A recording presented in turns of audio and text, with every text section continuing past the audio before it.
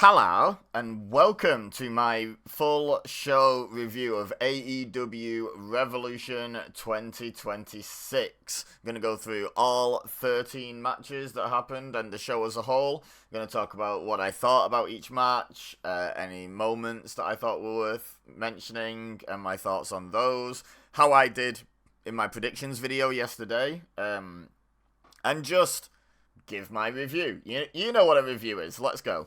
We started off the pre-show with the Infantry versus Boom and Doom. This was a Boom and Doom tag team match for the most part. It was exactly what I expected. It was an average, okay tag match, nothing special. There were a couple of moments that were interesting.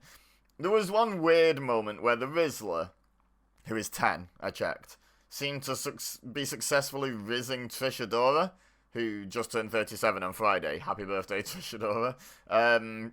But that's... I don't... Maybe I'm not fully understanding what rizzing actually is, but my understanding of the original, definition of rizz is that it's based on charisma, but it's in a flirting way. Like, you rizz someone, you flirt with them, and it works. So if I'm right about that definition, this moment was weird. Let me know in the comments if I'm wrong. There was also a moment where Shane Taylor was slapped by Wayne Brady, dragged him over the barricade, and then the Rizzler came and tried to rizz Shane Taylor, who just sort of shoved him down, but then got a spear by Big Boom AJ. On the outside, and that basically led into the finish, which was a Boomsday device and the 1-2-3. I predicted Boom and Doom to win. They're basically, until they get into a proper program, unbeatable, because it's always the feel-good opener match on the pre-show. So yeah, Boom and Doom win. I predicted it 1-for-1. Up next, Lena Cross challenging Willow Nightingale for the TBS Championship on the pre-show. So there's a spot on the outside reasonably early in the match where Willow hurt her shoulder, and I wrote down at that moment this was likely setting it up to cost the Babes of Wrath the tag titles later. More on that later in the review. By the way, I try not to do too much play-by-play in these reviews because the show is long enough. Go watch it, but my review would be as long as the show if I tried to play-by-play most of the matches. So I just talk about moments that caught my eye, and one that caught my eye was Lena Cross doing a very impressive looking split-legged moonsault. It missed, but it was really nicely executed. It's funny, they talk about... I don't quite know how to feel about it because they talk about Lena Cross being like a giant because she is within the women's division. But a 6-foot athlete doing a split-legged moonsault isn't new. It's just new in the women's division, and I don't know whether to feel like it's almost a bit condescending to make it, oh, good for women being able to do that too. It was just a really impressive move that I made a note of, but I didn't think it was impressive because, oh my god, she's so big. I thought it was just impressive because she executed it really well. I get her being big compared with the rest of the women's division in terms of booking her like a giant, but in terms of reacting to the stuff she does like she's 6'8" is a bit silly. I don't know. The finish came when Willow reversed a jackhammer into a backslide, which, it's a roll-up win, and Lena dominated large portions of the match, so I think this keeps Lena pretty strong. I predicted Willow to retain, so 2-for-2, baby! After the match, Megan Bayne attacked real quickly. It was like she started running down the ramp when the backslide started. She had no faith in Lena Cross kicking out of that, it seems, because she was basically already at the ring when the 3 was counted. So they double-teamed Willow until Harley came down with a pipe to make the save. And I put here, I'm pretty confident I've predicted the tag title match right, because, the build is pointing a certain way, for sure. And then the third and final pre-show match was the Blackjack Battle Royal for the National Championship. And I made a note here who got their own entrances, because a few people, like the Ops and some others, I can't remember who, I'll mention them all because I got every elimination except one, more on that in a bit. But the people who got their own entrances were Scorpio Sky, Rocky Romero, Trent Beretta, and El Clone as a Don Callis family collective entrance. Daniel Garcia, Tommaso Ciampa, Austin Gunn, Ace Austin, and Juice Robinson as the Bang Bang Gang collective entrance, which, by the way, not mad about that because great theme song, one of my absolute favourites. So always happy to hear that. Jungle Boy, who was driven into the arena on like a custom bus by Luchasaurus, so nice to see Luchasaurus back again. And Ricochet, of course, because the champion. The Gates of Agony were denied the ability to accompany him to ringside, which I thought was good. There was no real justification for it, but I still thought it was good.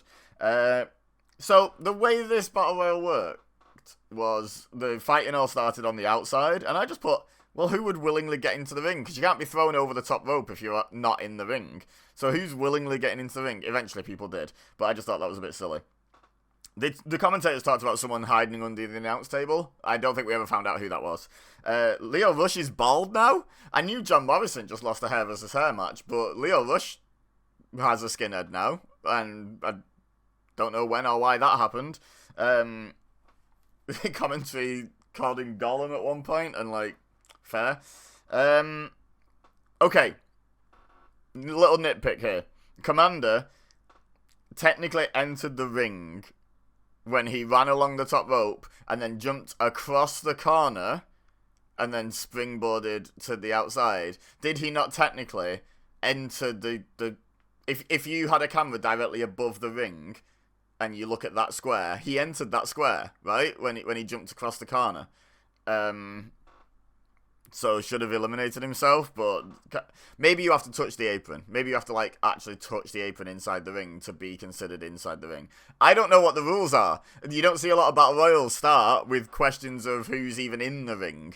So let me know in the comments if there's like a concrete rule of this. I know what the rule is. It's the rule of cool. We don't question it because that spot was really cool, right? But just, I do like to sort of point out when there's inconsistencies in wrestling rules, because I think it should be easy enough to book an entire show where the rules are consistent. Okay, there was a weird spot where Jack Perry was biting Ricochet's head, and Daniel Garcia was really determined to pull Ricochet out of that situation, despite them having no alignment, no allegiance, before, during, or after this match, as far as I know. The after, obviously, I'm not psychic, but as far as I know. There was no hint at Ricochet joining the Death Riders, for example. So I'm not sure why Daniel Garcia was so determined to save Ricochet from Jack Perry. Right, elimination order.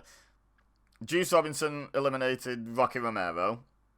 Roosh eliminated Austin Gunn. El Clone eliminated AR for Fox. I can't remember all the details. Some of these were really cool, well done eliminations for sure, but I can't remember the details. I didn't write them down because I wrote a couple of details that I thought were noteworthy, but this match overall, this Battle Royal was lots of fun, and there was a lot of very fun spots, lots of high-octane stuff, definitely worth a watch. Where was he up to? I think I'd just done AR Fox being eliminated.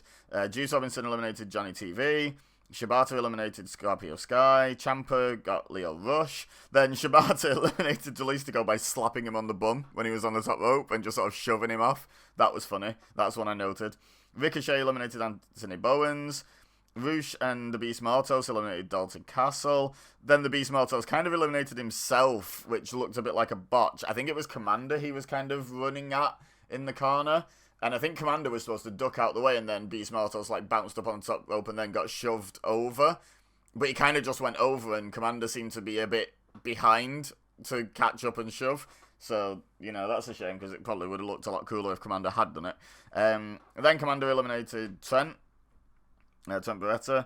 Daniel Garcia took Commander's mask. So that elimination was like a Hurricane Rana type thing to the outside. So Commander ended up on the apron, having brought Trent Beretta to the outside and out, if I remember correctly. And because Commander was on the outside, Daniel Garcia then grabbed him, took his mask off, and like shoved him off the apron. And Commander obviously was prioritizing covering his face. Then Daniel Garcia put the mask on, and then immediately got eliminated by Tommaso Ciampa, which I thought was fun. Juice Robinson eliminated Roosh. Ace Austin eliminated Shibata. Ciampa then eliminated Ace Austin. Then Juice eliminated Ciampa. And then that was where the pre-show ended. And we came to the main show. We had a firework display. And then we appeared to be down to the final three.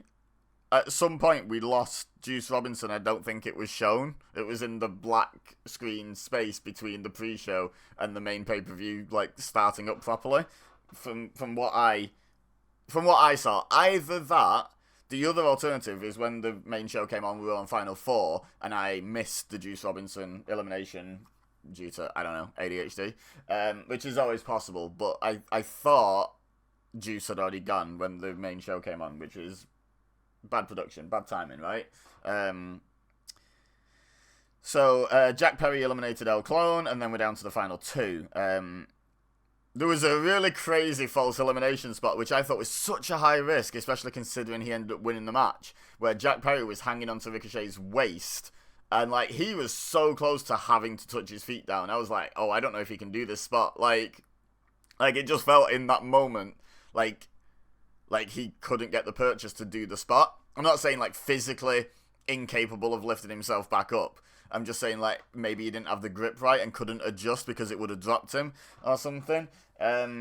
But yeah, he managed to get back up on the apron, and then he eliminated Ricochet with a Poison Rana on the apron eventually, and Ricochet just sort of bounced off the apron, and Jack Perry won, which means I was 2 from 3 on predictions on the pre-show, which, if you ask Meatloaf, ain't bad. And I put that this was, like, a reasonable result, and the story was there, and I probably should have predicted it, to be perfectly honest. And always guess a babyface on the pre-show, guys. I know it doesn't always work for me, but always predict babyfaces to win on the pre-show. So yeah, we had 2 title matches on the pre-show, 1 title change before the... Well, I guess the title change technically happened on the main show.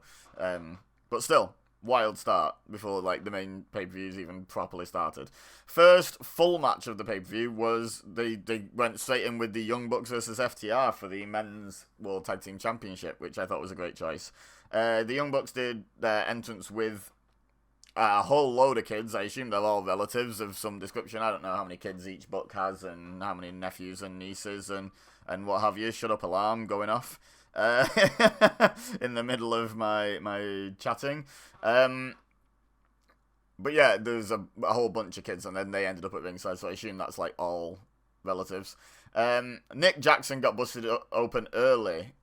So, you know, like, so the Young Bucks do this thing where Matt hangs upside down and pulls the rope down and splits his legs, and then Nick dives through over his crotch, essentially, with, like, a diving swanton to the outside. They did that.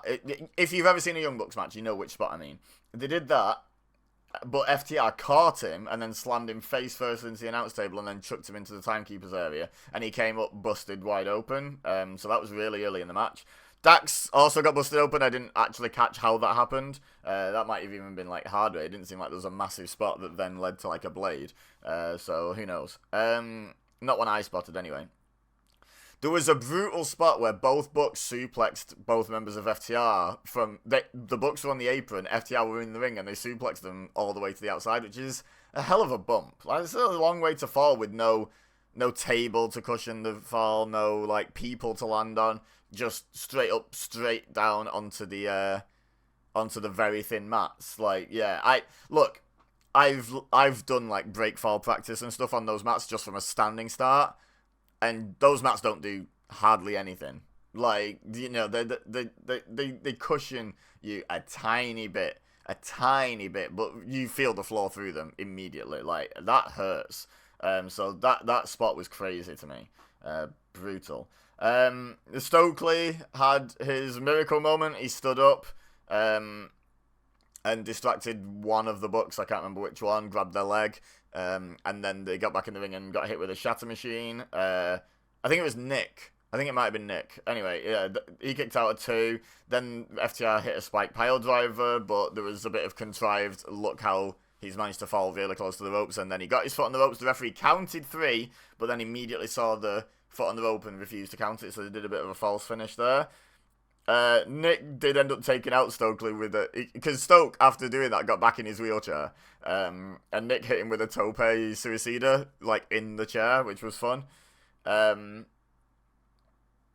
And then the finish of the match came. FTR hit a spike pile driver on Matt and an avalanche shatter machine to Nick and pinned him for the 3, which I predicted. I predicted FTR to retain. So 3 out of 4, baby. This was an absolute banger of a match, to be honest. To the surprise of no one, I'm sure. Great false finishes both ways. I didn't really talk about the Bucks getting a lot of false finishes there when I recapped a little bit of the match, but there was moments where it looked like the Bucks were about to win as well. It was really well done. But then after the match, the lights went out, and then the Tron came on, and it said even on it, and then it said eveng, and then it said evenge, and then it said revenge, but with the R in the font of one Adam Copeland, who then came out to a huge ovation, and then Christian's music hit, but no Christian, and then Christian slinks into the ring bit from behind. Sprays something in the face of Cash, like, you know, it's pepper spray, it's mace, it's whatever, you know, like, it's water, but he sprayed it in the face, sorry to break the suspension of disbelief there. He got Cash with that, he hit the kill switch to Dax, and then Cope was in the ring by that point and hit Cash with a spear, and then they got Stokely, who was in the ring, out of his wheelchair now, celebrating. And Christian hit the kill switch on Stoke. Then they picked up the tag titles and said, "This is what really hurts you, isn't it? We're gonna take them, boys." Which, by the way, I called this return happening. So do I get a bonus point for predictions? Because I totally called this return happening exactly here and now. There was an interesting bit after that where the Young Bucks also got back in the ring and kind of looked at them. So I don't know if they're gonna do CNC versus FTR straight up, or if they're going to do like a triple threat, maybe a TLC, maybe a ladder match of some description, like if they can't call it TLC. I don't know what the deal is with that, but yeah, I'm interested either way, not gonna lie. I'm in either way. Sounds fun. I'm in. Next match, Marina Shafir versus Toni Storm. First note, God, I love Shafir's theme. I talked about the Bang Bang Gangs on the pre-show. I think the Bang Bang Gang and Marina Shafir are my top 2 current wrestling themes at the moment. Let me know yours in the comments, but I think they're my 2. I buzz off both of them. Every time either theme hits, I make a point of stopping doing what I'm doing if I am doom scrolling or if I am like distracted. I tune in for the song. Like I genuinely want to hear the entrance happen. By the way, this match was the perfect choice to follow the Bucks versus FTR in my opinion. That was so high octane, and they had the super hyped return at the end.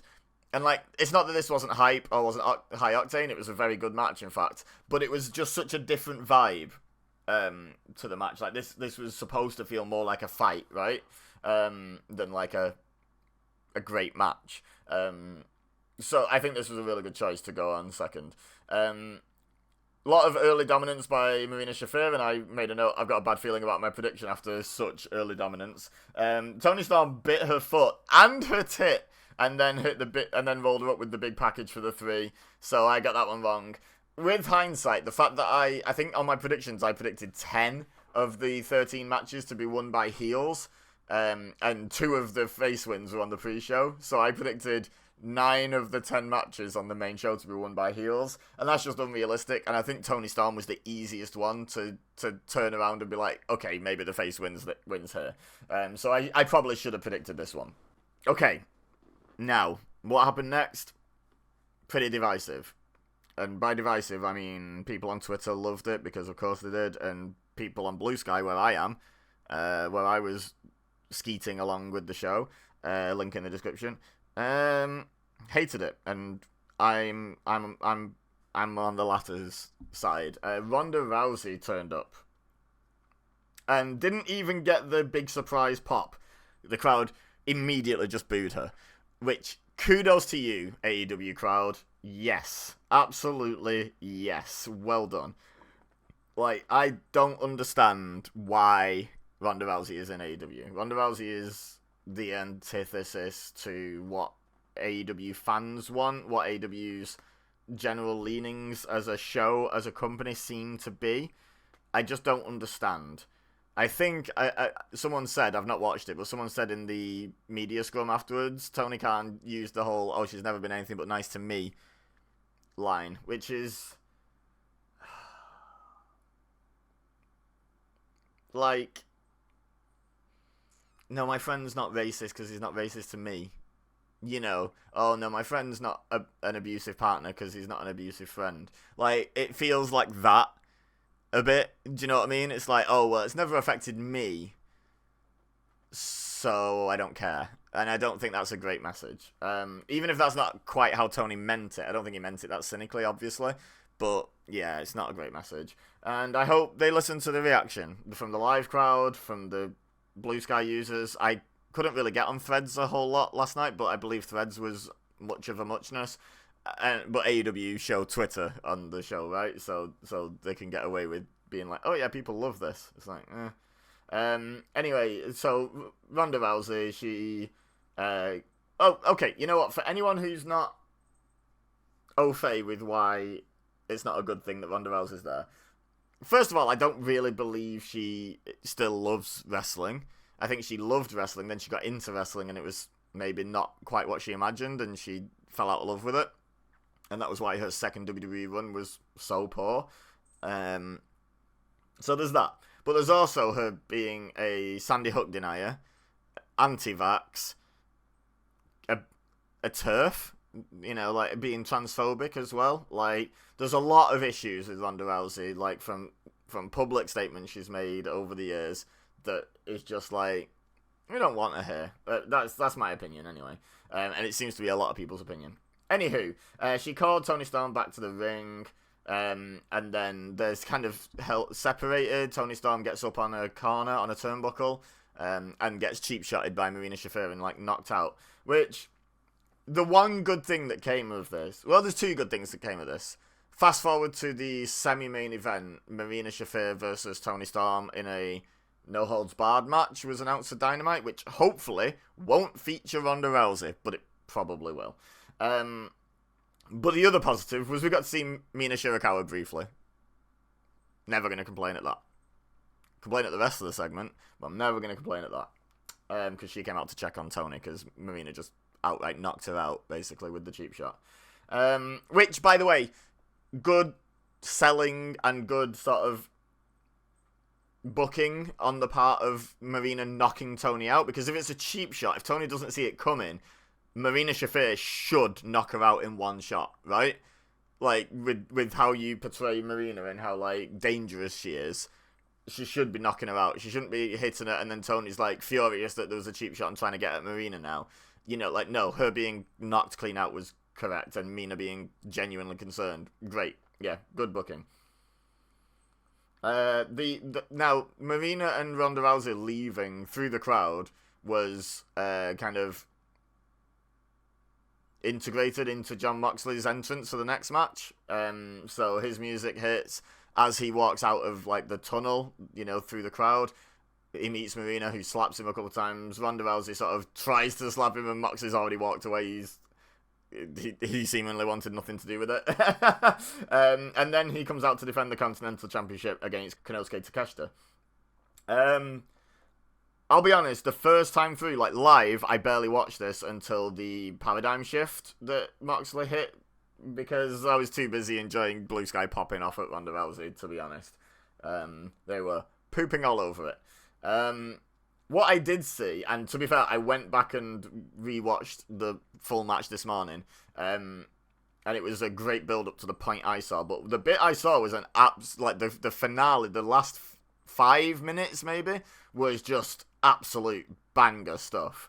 There was false finishes. Mox kicked out of a Raging Fire, which I think he's the first one to do that. Takeshita kicked out of a Death Rider and an Avalanche Death Rider. By the way, Mox has some great last-second kickouts. You know, like, some people, they sort of, like, curl their legs up and get ready to, like, almost try and do a kip-up, and you see the kick-out coming a mile off. Jon Moxley was perfectly stationary until the referee's hand was, like, an inch from the mat, and then suddenly his arm just shoots up straight up, and his shoulder comes off the mat. He did it twice in this match. Great false finish kickouts. Anyway, soon after the Avalanche Death Rider were kicked out, Mox basically transitioned straight into a rear naked choke, trapped the arm of Takeshita so he couldn't go anywhere, and Takeshita passed out. Mox retains. I predicted Takeshita to win here. Takeshita looked great in defeat, essentially turned babyface in this match. And to be fair, has been turning babyface anyway, like refused the Don Callis family beating up Mox on Dynamite or Collision. I forget which, maybe Collision, I don't know, but recently, told them not to. Then at the end of this match, he walked away from Mox's offered handshake, but then stopped as he was halfway through the ropes and then came back in and shook hands with Mox. Like, it's very clear Takeshita does not buy into the ethos of the Don Callis family, into, like, the mindset, and I hope they don't drag out this breakup much longer, because I feel like this was a real good, like, turning point where him getting kicked out, him getting turned on by family, could and arguably should happen as soon as this week's Dynamite, and turn him full face, like, at that point. That's probably how I would do it, and some people might say that's jumping the gun, but this build has been going on for a few months anyway, and I think now is the moment. He's basically a face after this match anyway. Then the lights go out, and then there's a vignette in, like, a science lab with some bald doctor guy. It was probably Johnny Sins. He's the doctor, right? It wasn't Johnny Sins. And then it's Will Ospreay, and he comes out after the vignette's finished. He takes his shirt off. He's got a new sleeve on his left arm. He runs straight down to the ring, hits a hidden blade on Mox, takes out, I was going to say all the Death Riders. No Claudio on this show. Conspicuous by his absence a little bit, but he took out Garcia, Yuta, and Pac. And then Mox escaped because Ospreay was distracted taking down the Death Riders. So I'm curious how they're going to do this, because Ospreay is, I think, almost locked in to win the AEW World Championship as a babyface in August in England. But Jon Moxley, the Death Riders are a really interesting case at the moment, where, like, Mox is basically a face, but he's not going to get cheered in this feud with Ospreay unless Ospreay actually turns heel in it. Because Ospreay's right, he should be mad at Mox and the Death Riders generally, right? Like, he's justified in his anger. And also Ospreay's just super popular. But, like, then I think back to when he was in New Japan and he was promising to help out the United Empire and do things their way. And they're heels. So is he going to be like a conflicted babyface, kind of tied up in a heel faction in Japan, or is he gonna go? Is he gonna go all in? Is he gonna buy in to their mentality? And if he does, will that bleed over into AEW? And could he actually be a heel and they just know whether he's face or heel, he's gonna get the pop in England anyway? He could be like Bret Hart-esque in a way, where he's heel all the way up to all in and then just face for all in, like, kind of thing. I don't know. I don't see them turning Ospreay heel in AEW. But they've done a lot of work getting Mox over as, like, an organic babyface turn within what is essentially still a heel faction of the Death Riders. So I'm not... Maybe what leads to Moxley and the Death Riders finally parting ways and Mox finally getting kicked out of the Death Riders is maybe him reconciling with Ospreay. Maybe they do battle, they go to war, and then Moxley apologizes or tries somehow to make the peace, and that's when the Death Riders turn on him because we don't apologize, something like that. I don't know, but it just... I'm not criticizing it for being complicated. I'm praising it. I think it's really interesting that it's complicated, that it's just individual character motivations rather than, oh, this is a face and this is a heel. I like that. Like, the whole Mox Takeshita feud was kind of built around that as well. Of it being like two baby faces within their respective heel factions that have their own motivations for wanting to fight each other and to hell with the faction, like, in a way. So that was fun.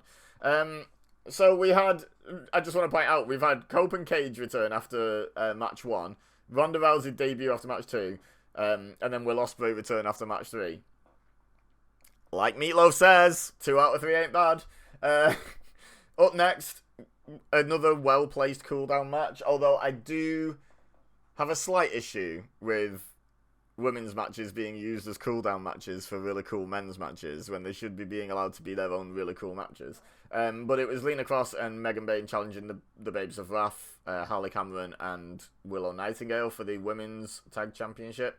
This was reasonably short, but it was effective enough, and as it was a cooldown match. But as predicted, Willow's shoulder injury from the pre-show match played into the finish of this. She got pinned. Willow actually got pinned in this one after Harley was taken out. I think it was like a choke slam. And I predicted that Babes of Wrath were going to lose the tag titles here. So 4 of 7. Yeah, we're back on track. We're keeping it just at or above 50% now. Go me. But yeah, this match was fine. But like, shrug. Like, it feels like it's been banger men's match. Not exactly a cooldown match, but certainly a strategically placed women's match. Banger men's match, definitely a cooldown match. Like, and both of the cooldown matches involving women, don't love that. Let them shine. Let them shine, Tony Khan. Not Ronda Rousey. Not that one. Not that one. The good ones. Where the hell is Nyla Rose? Get her back on TV. Anywho, have Nyla Rose. If Ronda Rousey has to have a match in AEW, like if you're going to insist, have Nyla Rose squash her.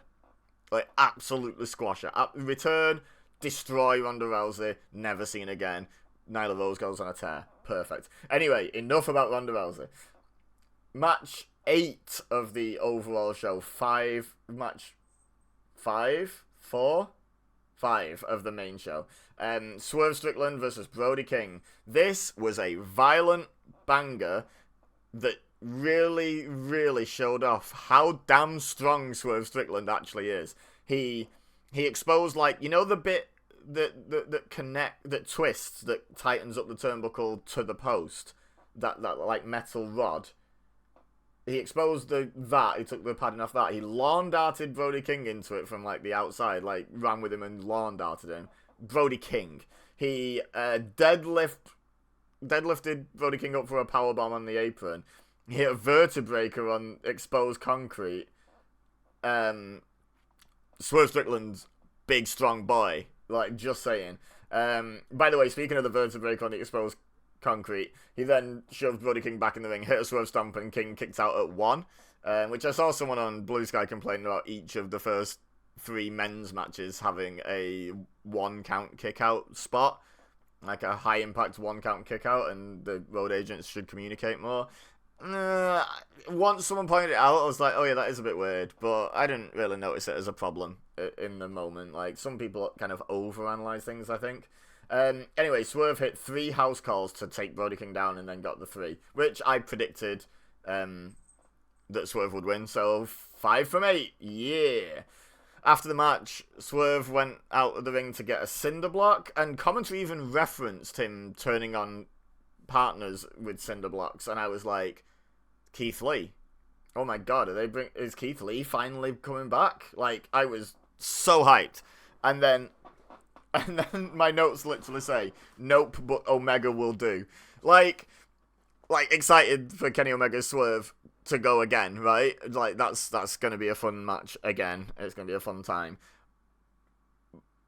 But you kind of set us up for a Keith Lee return there, AEW. I'm just saying, you kind of set up the Keith Lee return that you seemingly couldn't deliver. Hope you're doing well, Keith. Hope your health is okay. Then the next match was another women's match, but I don't think this can be accused of being a cooldown match. This was great. This was Chris Statlander challenging Tekla for the World Women's Championship, the Women's World Championship.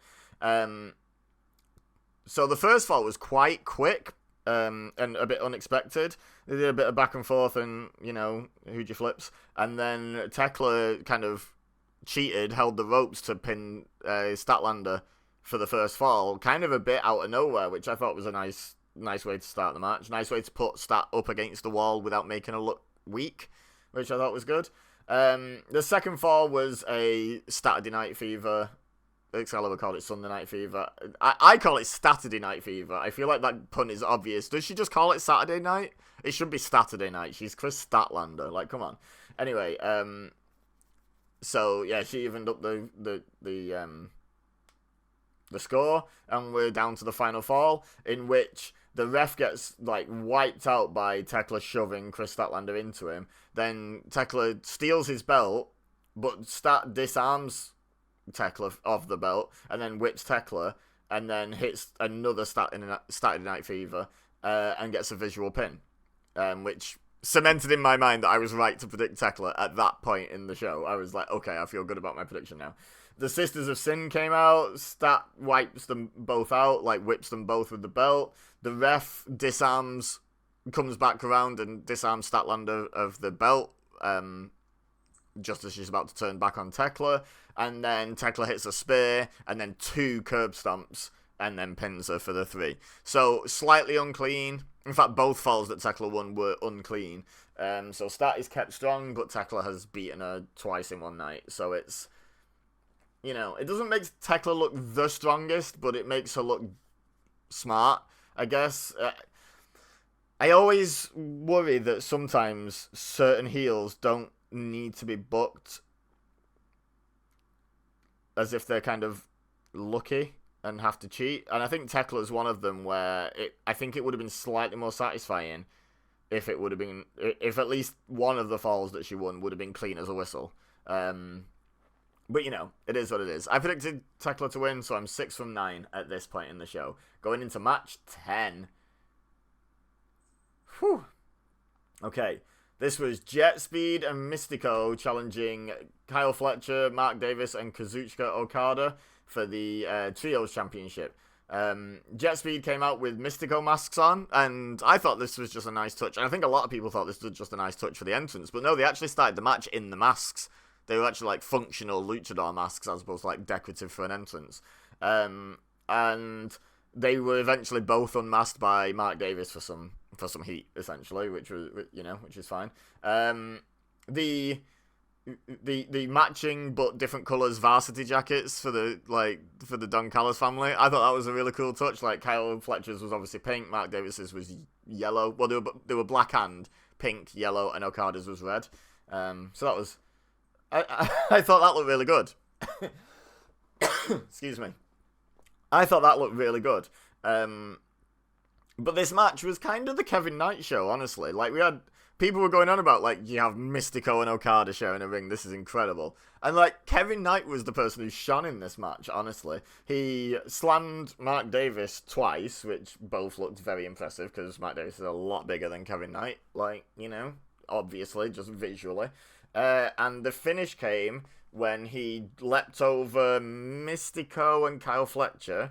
Mystico had Kyle in his submission thingy that looks a bit like the Gargano escape. And he leapt over them 3/4 of the way across the ring, like not even exaggerating, diagonally, and hit Mark Davis with the UFO splash and got the pin. And I really didn't think the Don Callis family were just going to lose the titles. I guess after the match there was a graphic showing that Mystico was signed, and there's been no graphic yet saying that Ronda Rousey's signed, so that's good news, right? Right, Tony? Anyway, enough about her. The point is, I think with Mystico signing to be like on one of those dual contracts where he's both CMLL and AEW, I think what they wanted to do was shift the trios titles off Hangman Page onto Mystico. So they just did a quick transitional reign for the Don Callis family. But I was surprised. I thought there was legs in Okada, Davis, and Fletcher as a trio holding the titles. But yeah. Anyway, especially considering the result of the main event, I'm quite surprised. But maybe I think something really interesting is going to happen coming out of that main event. I don't have something specific in mind. I just think the concept of something interesting is coming with this storytelling. So maybe that's why they wanted the titles off Page. Anyway, so yeah, I'm 6 for 10 now, because I genuinely thought the Don Callis family were going to retain. Next match, Andrade El Idolo versus Bandido. This match was loads of fun. It was like a mix of great wrestling and lucha libre and great entertainment as well. Like, Bandido stripped first. Like, Andrade's gimmick is that he strips his pants off in the middle of the match, right? Down to his trunks. But Bandido did it but he got his legs stuck. Like I don't know how it was supposed to unfasten, but it obviously wasn't unfastening right, his pants. And Andrade did some good improv by just running over and kneeing him and taking him out. This match, like I say, absolute banger. Aside from the double strip show, like that was wonderful. But I mean, the actual wrestling was also just tremendous, great stuff. The end of the match came. I'm not going to play by play this at all, basically, because just watch it. Just go watch it. Like, there's too much to talk about. All I'll say is there was a 21 plex that started with Andrade flat on his front instead of in the usual position. Go figure. But the finish of the match, Andrade backflipped out of a 21 plex, hit his feint kick elbow thing, you know, where he throws the big boot and then spins around into the big elbow, into the back elbow that actually hits. And then dragged Bandito up to the middle rope and hit like an avalanche version of the DM and pinned him for the 3. I predicted Andrade to win here. He did do one thing in the match. 7 out of 11, by the way, was what I was about to say on my predictions, which is okay, I guess, so far. But he did a thing where someone had a Burberry scarf on in the crowd, and he took the scarf off them, put it on, and then walked around miming like he was just talking into a microphone. And commentary alluded to him, you know, having a dig saying people who wear Burberry scarves just do a lot of talking. So maybe he is still going for the World Championship. Like, you know, that feels like his direction. Him and Swerve are both still heading that way, right? Even though that's a slightly confusing title picture at this point. More on that later. So yeah, 7 predicted out of 11. Next, the Dogs, Scooby, Scrappy, and Clifford. Take on Orange Cassidy, Roderick Strong, and Darby Allin in a Tornado Trios match. There was a funny moment. First of all, on Darby Allin's pre-taped roll-in, why was there a Cybertruck front and center? Come on, AEW, don't turn into WWE. Like, I had to stop watching them. Don't do it. Don't do it. Stop it. Get rid of Rousey. Set fire to the Cybertruck. Let's not. But his pre-taped roll-in was kind of interrupted by the fact that he'd already gone through the curtain. There was no way that transition was live because he sort of rolled down the entrance ramp into the car park on his skateboard, and then they hard cut to the arena where he's through the curtain. Like, and I'm like, either that's a tiny backstage area, or they mistimed the cue to go out. I don't know. Anyway, there was an insane spot in this match where Clark Connors speared through the ropes onto Darby Allin, who was on the apron, and just took them both down to the floor. It looked like a brutal landing. I was more concerned, actually, for Clark Connors, because he was landing like at an angle that is your face and shoulder and chest heading towards the floor first, and your entire body weight being down on that like a javelin. And he seemed to have been okay, which is great, but what a mental spot. Like risky as hell. During this match was when the Tony Storm Marina Shafir No Holds Barred match was announced for Dynamite, which was lovely. I was excited for that. Darby Allin had the tag rope tied to his chain that he was wearing, like his necklace. And he was there for ages as Orange Cassidy and Roderick Strong did the babyface comeback and were taking out the Dogs. And it led to the crowd chanting, "Please help Darby, clap, clap, clap, clap, clap." And I thought it was funny. And it was like, fair point. He's like being hanged over there, essentially. And then they freed him and he instantly climbed up top and coffin dropped onto everyone. Because, of course, he did. Tony Schiavone in this match dropped the most unnecessary F-bomb ever. Like, did he think his microphone was off? He just a really casual F-bomb. And I was just like, did he forget that he's not supposed to swear? Like, I've listened to Tony Schiavone's podcast in the past, and he's got a potty mouth. Maybe it just, like, fell out of him. But it was just so, like, out of nowhere. There was nothing particularly horrendous and outrageous going on where you've got to be so outraged that it's believable that you'd let your professional facade slip. Yeah, wild. Anyway, the finish came. Gabe Kidd was zip tied to the entrance ramp, and then Roderick Strong hit the end of Heartache on Clark Connors and let Orange Cassidy pin him. I actually predicted the Dogs to win this. It feels weird to have them lose this.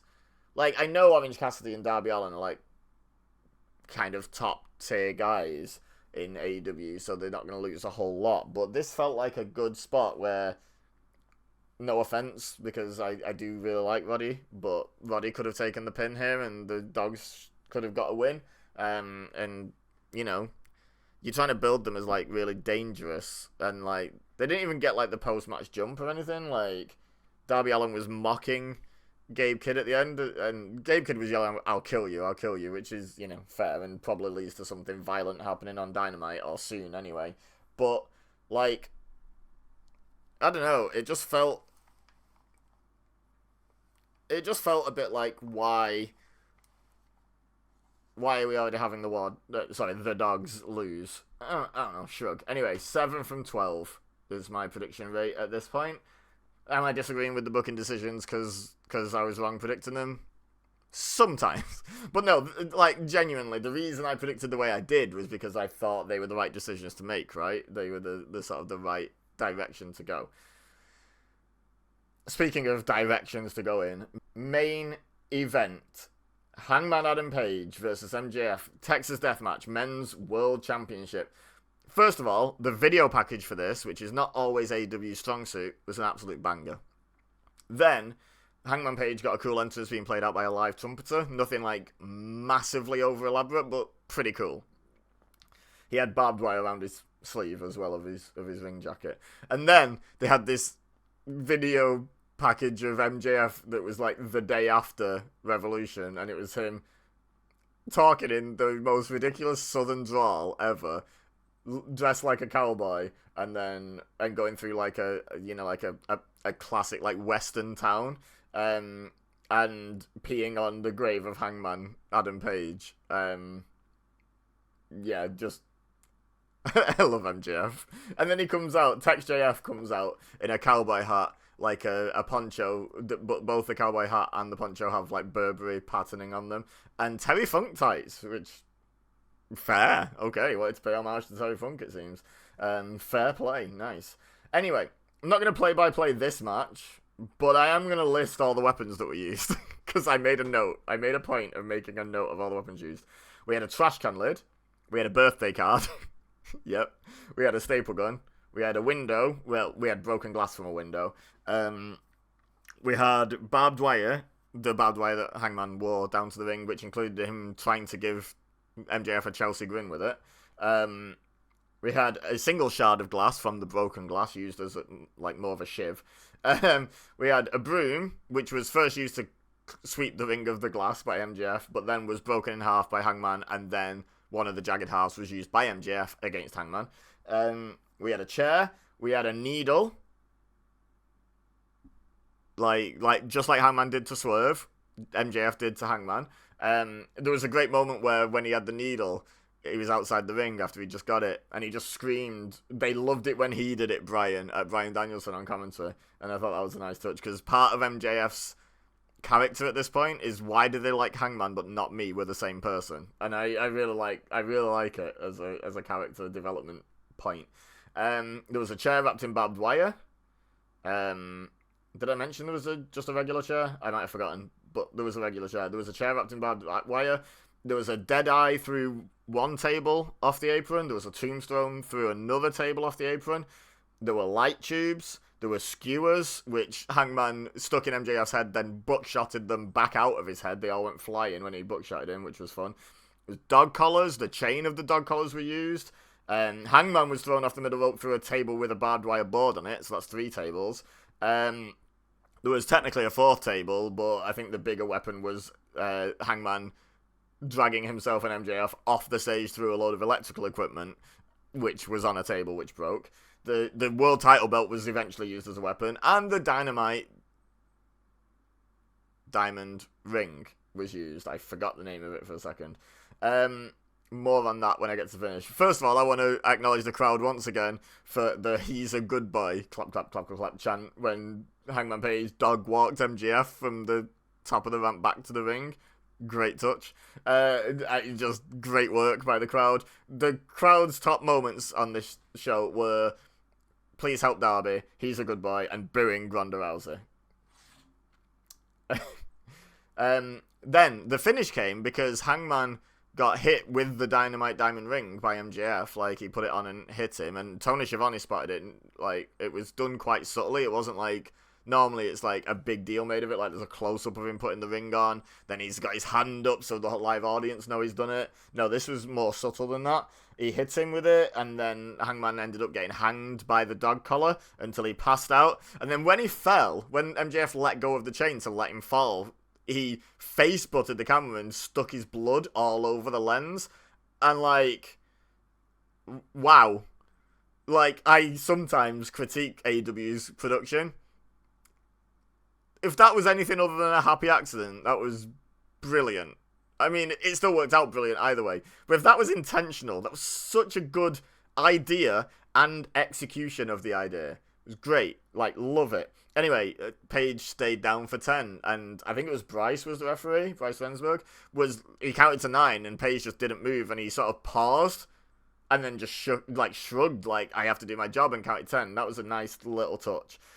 And it is why I predicted Page to win, by the way, and I wasn't confident in it. I was just like, the interesting story is Page can't challenge for the world title again, but it just seems like once you've told that interesting story, then what? So I'm a little concerned about that. But I am excited for your upcoming story, which is what I alluded to earlier in the video when I said about getting the trios titles off Page, maybe because he's got a bit of a story to tell.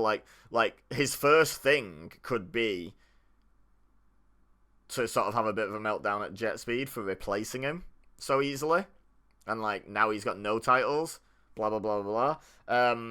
So yeah, it is wild to think of AEW without Hangman Adam Page in the men's world title scene. So I'm really curious what their plan is. If they have a plan to ever get him back into the world title scene, what that is. But in the meantime, what's going to happen? Hangman Page does crash out really well, and I'm really looking forward to it. I'm not going to lie. But also, what happens with the world title scene? Because you've got Swerve, who just won, who's heel. You've got Andrade, who just won, who's heel. You've got MJF, who just won, is the champion, who's heel. None of them are particularly likable heels. Swerve, maybe, but he's only just turned heel, so you don't want him to be the likable heel in that situation, right? Takeshita just lost, but could maybe move over to challenging MJF. Maybe. I don't quite know what the world title scene looks like between now and All In when Will Ospreay challenges MJF, probably. I don't know what it looks like for the next few months. So I'm curious. I'm a little concerned, but I'm curious. MJF, nice touch as the show went off the air, climbed up on Hangman's stretcher that he was being stretched out on, like shoved everyone away, climbed up and celebrated on Hangman, which, just that final little bit of disrespect, final little bit of, please hate me. People seem to like me, please hate me. He's our scumbag. So, overall, I thought this show was really, really, really good. Obviously, there was the one sort of sour moment. There was a few people online being a bit sour about Cope and Cage coming back. I'm like, why are we hating on Cope and Cage? Like, sure, they're a bit older, sure, they're just ex-WWE guys, but they've earned the respect over the years. I like Cope and Cage. Kenny's back, Will's back. The match quality was what was expected. Let's be honest, the AEW doesn't surprise you with a banger pay-per-view. Like, that's just not... It's just not a surprise. If you like wrestling and you watch an AEW pay-per-view and you don't enjoy it, I question if you like wrestling. It's really good quality stuff from start to finish. Like, I get individual matches you maybe not being keen on. Like, if you don't like the sort of the deathmatch style of wrestling, you probably wouldn't have enjoyed the main event. I get that. But if you just did not enjoy anything about that show, I don't really know what you want from wrestling. And And that's I think that's a good point to end this review. That's my closing thought, is if you didn't enjoy this show, what do you want from wrestling? This was a great show. Great fun. I'm not going to say it's like one of the best of all time. It was a very, very, very, very good, great show. Like, it really was. It was great fun, start to finish. Lovely stuff. Let me know your thoughts in the comment section down below. Leave a like if you enjoyed this video. Subscribe if you're new here. Share with your friends. You know the drill. But for now, all I have left to say is thank you very much for watching. As always, I've been EBEZA. You've been amazing. And I'll see you next time.